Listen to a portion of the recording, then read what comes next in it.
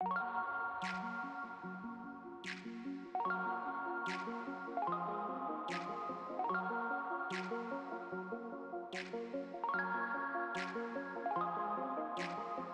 me crois, j'avais le clap, je l'ai laissé dans la voiture.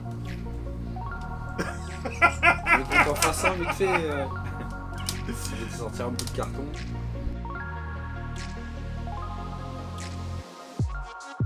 Je suis venu sur les réseaux sociaux, Instagram, YouTube, avec le petit pouce bleu, en likant, en partageant.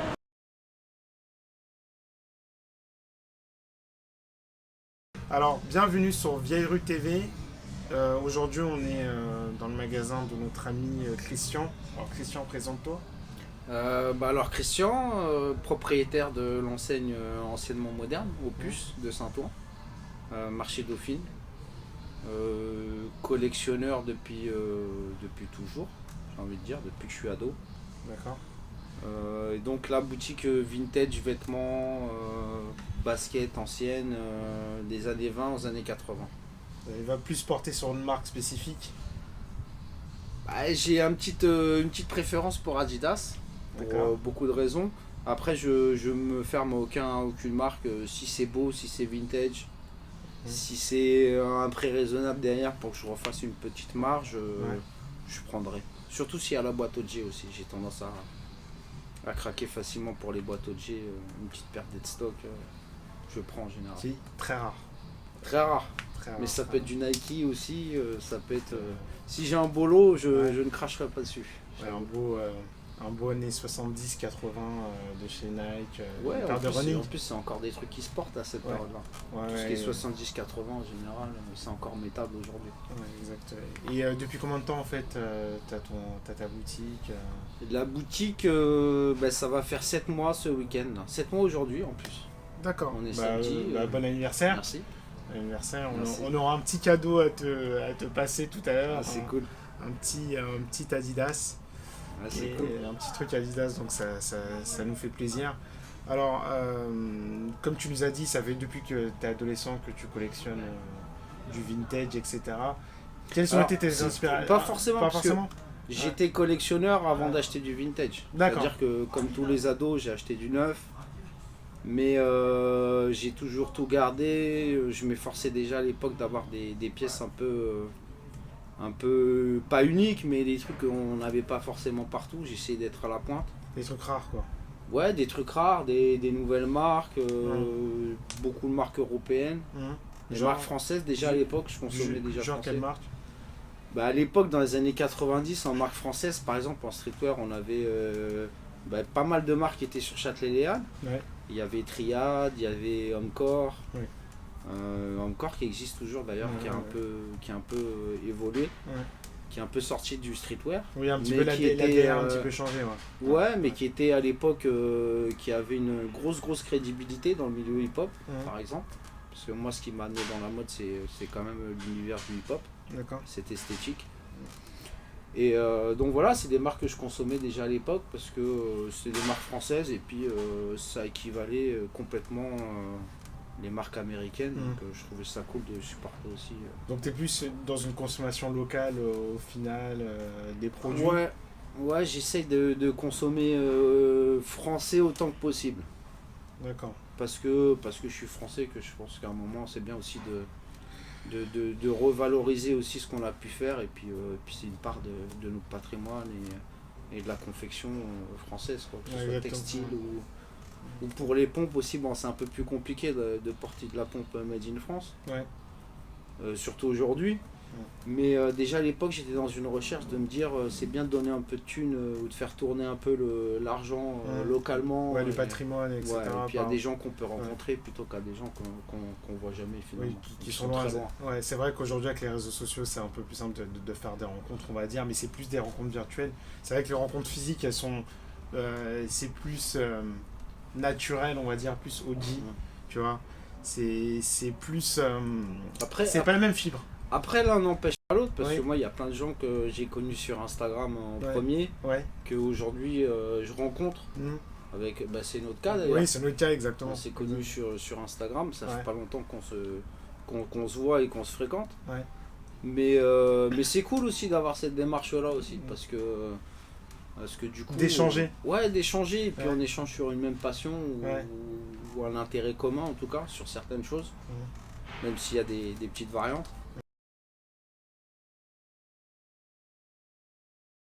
Moi je suis plus team Adidas et toi t'es plus Nike. Ouais, on est plus jeunes entre En vrai c'est un truc guillemets. de génération, Oui. c'est vrai, c'est ce que C'est j'ai vrai, dire. c'est vrai que c'est C'est générationnel. générationnel. Ouais, c'est vrai que c'est générationnel au niveau d'Adidas. Et tu vois, il y avait aussi la fabrication française d'Adidas dans les années 90, dans les années 80, 70, 80, 90. Ouais.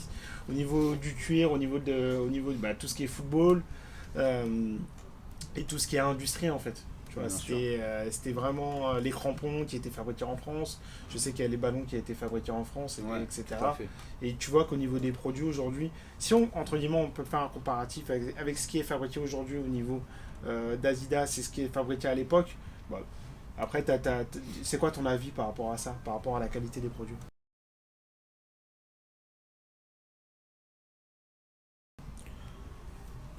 La qualité de toute façon, je pense que comme tous les gens qui ont un peu de bouteille, qui sont là dans le milieu depuis longtemps, Ouais. la qualité a de toute façon baissé de partout. D'accord. C'est dû à la confection, où on a un peu moins de moyens peut-être dans la confection, mais c'est aussi dû aux matériaux Ouais. de base qui coûtent plus cher. Le coton coûte beaucoup plus cher que dans les années 80-90. Ouais. Le cuir c'est pareil, le tannage c'est plus compliqué aussi à faire parce qu'il y a plein de produits qu'on n'utilise plus et qu'on utilisait à l'époque. Ouais. Donc c'est tout un tas de process qui coûtent aussi un peu plus cher aujourd'hui, malheureusement. Donc bah, c'est la qualité du produit qui en pâtit, hein, je pense. Hein. Ouais, exactement. Après, c'est vrai que il y a moins cette saveur. Quand on voit, au toucher, c'est moins. Moi, tu sais, je fais partie de cette génération de petits gars. Quand j'ai acheté une paire de baskets, Ouais. la première nuit, je dormais avec. Ouais. Tu vois, Ouais, je la regardais, ça je m'arrive la aussi. contemplais avant de me coucher. Je dis, ah, demain, je suis pressé de la mettre, je suis pressé d'être à demain Ouais. pour la mettre au collège, tu vois, pour pouvoir flamber. Et c'était un truc, c'était vraiment sacré, quoi. Et puis la paire, je la gardais 1 an, je la rockais à fond. Tu joues au foot avec, etc. Je faisais, moi, je faisais fais du les 400 basket coups en l'occurrence. D'accord. Je faisais beaucoup de basket. Ah, d'accord. Et puis le PS, on faisait tout avec la même paire, tu vois. Oui. Et puis il fallait faire toute ton année. Ouais, Et en juillet-août, si elle était un peu cramée, peut-être que tes parents, dans ces cas-là, ils te rachetaient une petite paire pour l'été, tu vois. ouais. Mais c'était souvent une petite paire de merde. Hein. Moi, j'ai eu des imitations de Vans, j'ai eu des imitations de plein de trucs à dos.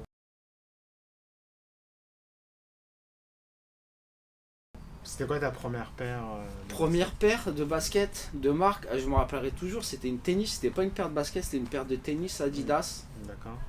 Que j'avais acheté à Sevran, à Carrefour Sevran, où j'habitais, au Bodot. Et je me rappelle que j'avais fait un deal avec ma mère, j'avais un peu d'argent de Noël. Mon anniversaire c'est en janvier. D'accord. Je dis ouais, non, on fait 50-50. Et je sais pas pourquoi, pour une fois, elle m'avait dit oui. Et tu vois, j'avais comme une espèce de libération. Je me suis dit, putain, j'ai ma première paire de marque et tout. Elle c'était pas si folle que ça, mais tu sais, l'important c'était déjà que t'es la paire de marque. C'était juste Adidas, hein, c'était pas Nike, c'était déjà dans les années 90, c'était quand même au-dessus en termes de design, même en termes de prix. Ouais. Si t'avais une paire de Nike, c'est déjà que t'avais soit les moyens, soit que tu les avais volés. Ouais. Donc moi j'étais plus sur des trucs un peu plus faciles d'accès à 300 francs, un truc comme ça, Ouais, 45 ça, euros ouais, aujourd'hui, 45, tu vois. 50 euros. Ouais. C'est pas, même aujourd'hui c'est dérisoire. Je crois Ouais. que t'as même plus une paire, de toute façon même une Vans tu la chopes plus à 50 balles aujourd'hui. Ouais, c'est environ 650 francs, 100 euros quoi. À peu Ouais, près, c'est à peu ça. près- à peu près ces prix-là. Après, tu as eu l'inflation, comme on disait, avec les matières premières, avec. Tout, tu vois, tout a augmenté, tout le a- caoutchouc, tout. Et Ouais. puis donc voilà, peut-être qu'ils produisent plus aujourd'hui, donc ils gagnent là-dessus, mais ouais, moi je pense qu'on fera plus aujourd'hui de. Je pense que tu peux plus faire 15 ans avec la même paire aujourd'hui, c'est pas possible. Ouais. À moins que tu la roques pas tous les jours, tu la mets 2 fois par semaine éventuellement. Ouais. 2 fois par semaine. Ouais, et encore, Et je encore. pense que tu vas faire 4-5 piges et t'as un truc vraiment quali, genre une New Balance, un truc comme ça. Ouais. Ou une carou. Ou une Caro. Après, Caro, moi je trouve ça super bien foutu, c'est super esthétique. Au niveau, en termes de qualité, on est très proche de ce que peut faire New Balance et c'est un petit peu en dessous en termes de prix.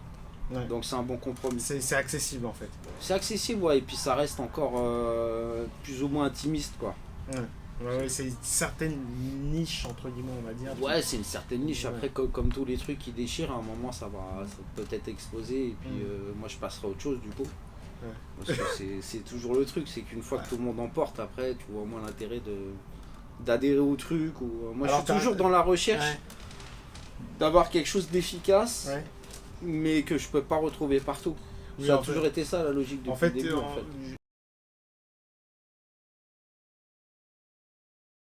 Je sais pas si c'est un gros mot, peut-être pas anti-hype. Je sais pas quel mot je pourrais trouver. Si, j'ai toujours un problème avec ça. Ouais, Avec la d'accord. hype. Même si j'en ai fait partie aussi d'une certaine manière, mais D'accord. j'ai toujours trouvé ça malsain. Mhm. Parce que très, très faux, très. Ouais, il n'y a pas assez de. C'est très bling bling quoi, c'est très hypocrite comme milieu. Ouais. La hype française de la mode, en tout cas la mode parisienne pour celle que j'ai connue moi, D'accord. c'est très superficiel. En fin de compte, moi j'ai du mal avec la superficialité, donc Ouais, en fait, tu penses que c'est pas ce truc naturel, on va dire, c'est plus de la. non, c'est pas naturel parce que Ouais. c'est forcément influencé Oui. par plusieurs choses, par l'industrie, par la mode et tout ça. Et les influencés sont influençables. Bien sûr, bien sûr. Mais Par c'est- des influenceurs. moi je préfère être un influenceur d'influenceur. Tu vois, Ah, je suis dans l'ombre, si je peux, Ouais. à mon Attends, humble niveau. Oui. À certaines manières, etc. Ouais. Parce que. Mais ouais, moi je comprends pas que. Je peux pas porter une veste et retrouver le premier mec que je vais croiser dans la rue avec. Moi ça m'insupporte. Ben, c'est vrai que ça nous est arrivé à l'école un petit peu. Les personnes qui ont les mêmes paires de TN, tu vois, moi je suis plus génération TN, fin des années 90, la personne elle a la même paire de requins. Tu sais, il y avait la requin éclair à l'époque, je sais pas si tu te souviens. La violette avec. Violet et bleu. Oui, aussi. bleu, Ouais, c'est bizarre. la première en fait. C'est une, Noir et des bleu. premières d'Air Max Plus. Une des Ouais. premières Air Max Plus. Et tu vois, moi par exemple, j'avais cette paire-là, il y a une autre paire, tu sais, on se regardait comme ça, mais c'était une paire qui était archi chère. À l'époque, c'était l'équivalent de 1000 francs. Ouais, c'est 1000 francs, ouais. Ça a toujours été cher. C'était 1000 francs, 150 euros. Et tu sais, tu voyais la même personne qui avait la même paire, tu disais, mais personne peut. Tu sais, il y a peut-être une personne qui peut l'avoir dans la classe. Mais tu sais, t'avais une autre personne qui l'avait, tu regardais comme ça, tu te dis, ah putain, On est en compète. t'en es en compète. Il va falloir sortir un truc en plus. Un truc en plus, une Air Max que personne connaît. Et t'avais la gamme, en parlant d'Air Max d'ailleurs, t'avais une gamme de TN qui était en dessous, c'était les MX. Je sais pas si vous vous souvenez. Les Non, je me MX souviens Plus. pas. Ah ouais, c'était une gamme qui était en dessous, ça coûtait 300 francs. Ah ouais. 300 francs, ouais, ça Ah ouais, coûtait 3. c'était largement en Ouais. dessous. Alors. C'était largement en vraiment dessous, mais l'entrée de gamme, quoi. c'était les mêmes designs que l'Air Max Plus en fait, que les TN. Mais sans système d'air, j'imagine. Il y avait un C'était là. il y avait un système Ah. d'air, mais il y avait moins de bulles d'air. Tu vois, les TN, t'avais des bulles d'air devant, Ouais. et là, t'avais que 2 bulles d'air sur les côtés. Ils arrivent à le sortir à 300 balles. Ouais, ça. c'était 300, ouais, C'est 300 pas cher. balles. 300 balles, et aujourd'hui, et c'était Footlocker qui avait l'exclusivité aussi, tu vois. Aujourd'hui, Parce que c'était un modèle Footlocker. Parce que la TN, c'est Ouais. un modèle Footlocker. Ouais, c'est un en modèle collaboration avec Nike à la en base. collaboration avec Nike, exactement. Et aujourd'hui, bah, t'as 10 000 paires qui sortent, quoi. Comme tu disais, t'as la hype, notamment des Dunk.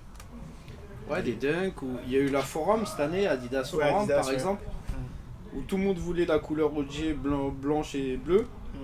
En basse ou en montante, et j'ai pas compris en fait la hype parce que de mon époque ça a jamais été hype, c'est souvent un modèle que personne calculait à part les farfelus comme moi, et aujourd'hui et puis tout d'un coup il y a une espèce de hype sur le truc sans trop de publicité en plus, j'ai pas compris.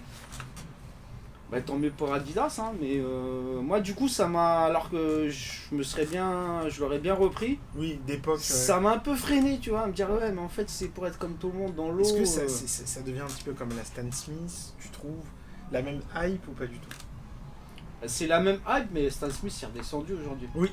C'est vrai. Tu vois, on voit Mais plus l'engouement qu'il y avait il y a 4-5 ans, on voyait toutes les petites nanas parisiennes. Je sais pas pour le reste de la France, mais toutes les nanas avaient ça. Aujourd'hui c'est Veja. Ouais. Alors, c'est un peu la même clientèle qui consommait du Stan Smith il y a 4-5 ans. La petite nana un peu décontractée. Aujourd'hui c'est Veja, donc tant mieux, hein. Moi je parle pas de Veja, donc même si c'est une marque très respectable, moi, j'en porte pas. Et écolo. Ça me dérange pas. Et écolo surtout. Écolo, équitable apparemment, en tout cas au niveau éthique. Vegan aussi. Ouais, Ouais. vegan. Ouais, Je dis vegan. pas vegan. Vegan. Vegan. Vegan. À la brésilienne, quoi. Ouais, brésilienne, ouais, végane, ouais, ouais, végane, ouais, c'est... t'as des pères comme ça qui sont très... c'est grand, on va dire c'est grand public. Ouais, c'est grand public, mais Ouais. j'ai toujours pas compris à quel moment ça pouvait exploser, devenir grand public. Tu vois, moi, ça reste encore un mystère pour moi. Il n'y a pas une star qui l'a porté, un influenceur qui les a portés, non? Souvent, ça part de là. Ouais, souvent ça part de là en général. Ouais. Il suffit que tu aies une grosse personnalité américaine et qui soit pris en photo par un paparazzi avec, et puis ça peut faire le buzz. Après, ça dépend qui. Il y en a 4 ou 5 qui ont ce pouvoir d'influence dans le monde. Tu peux les citer? C'est le relou. Non, parce qu'il y en a un qui est tricard en ce moment et tout, faut pas donner son blaze et tout. Ah ouais, c'est KW. Ouais, c'est ça. Mais lui et toute sa clique, quoi, tu vois, c'est des gens qui ont un pouvoir d'influence énorme sur la mode et sur l'esthétique. Tant mieux, hein. Moi j'attends qu'il y ait un de ces mecs là qui franchisse la porte de la boutique. Ça serait cool. Ouais.